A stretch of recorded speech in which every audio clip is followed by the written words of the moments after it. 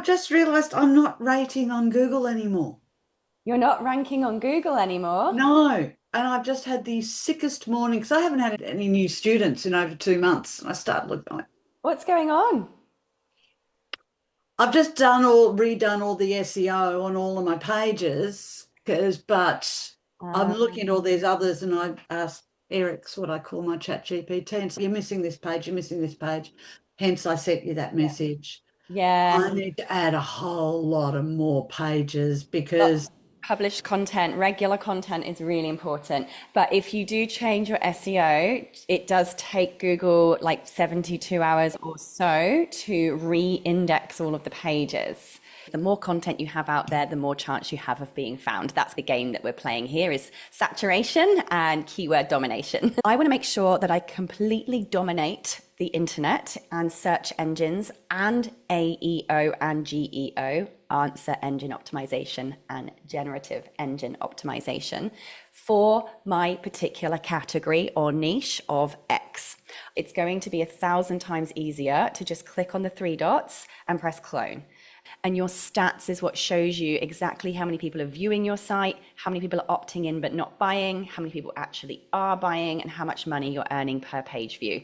This is so important. And again, for me, the vibe code builders, all of the vibe coding platforms out there, for me, just aren't tracking this stuff as accurately as I would like. Sometimes it just poops its pants. Sometimes it does a really good job. Sometimes it does 80% and you've got to finish off the last 20% yourself. And just because computers said no, it doesn't mean there aren't humans out there that need our stuff. I was going to Google going, why the F is this so freaking hard? Why can't yeah, I win? Why am I in this shit sandwich? I'm getting it from above. I'm getting it from below. No matter how hard I try, I just feel like do you know what I mean? My answer to this is if you're not completely being yourself, you're not being professional at all.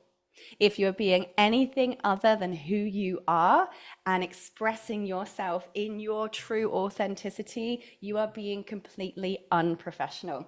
And that lack of congruence between who you are and how you express yourself will eventually burn you out. You guys have all seen me up on stage in sparkly high heels, skirts that are a little bit too short. That would be completely unprofessional for some of you, okay? That would just be an absolute no-no. Does it mean it's unprofessional for me? No. Like people in the rebel archetype might be very sweary, might be very shouty, might be very, is that unprofessional? You might call it that, but not for that person. That's what that person's brand is, okay? So you've got to decide what that looks like when you're being authentically you, and that is the complete level of professionalism that you now hold yourself to on a consistent basis. So it doesn't matter if today ChatGPT is your boyfriend and then tomorrow Claude's your boyfriend, right? We can be tech polyamorous until the cows come home if we've got all of our important information stored in one place. Quizzes can also be fantastic lead magnets because a lot of people, we are very interested in ourselves as human beings. We've all done those quizzes on Facebook. What kind of potato are you? What kind of animal are you? First of all, here is my position on beta courses. I think beta courses are BS. And the reason why, and again, I don't want to poo anything here. When people use the word beta, for me, I feel like they're simply not believing in the product that they've created. Right? Your course is your course. You're always going to have version 1, it's going to have version 2, and it's going to forever keep evolving for the rest of time. So it's always going to be beta if you're looking at a course as what it truly should be, which is just forever alive, forever improving, forever being added to. That's just the nature of what quality education is. It's this alive, moving, ever-adjusting being. So by creating this like cheap version because it's the first time you've done it and you're not fully believing in yourself, you're actually doing yourself out of the very people that happily will pay the fullest price to get it done now because they already love you.